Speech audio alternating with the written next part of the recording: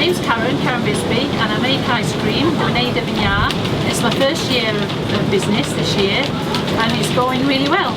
It's gone fab this summer, and we're here now, making sure everybody realises that ice cream's not just for summer, it's for Christmas puds and things like that. I think is seeing my brand being sold at shops in Bala, in shops that I really respect that did. Co-wine helped us a lot to get the labelling sorted out.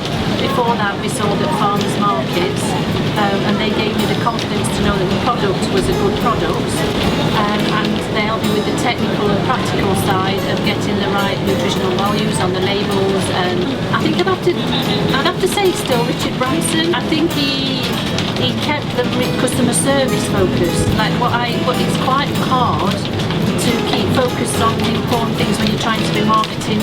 And I remember he said always be generous and always make sure you focus on your customer service and the product that you're offering, which is producing a good product that people like, and listening to your customers. Seeking feedback. Know your customers as best you can. Look for a niche in the market. Get your branding sorted out really well, and link in with as many other people locally as you can. If you can grow at the rate you can meet the demand and keep it growing, then that's good.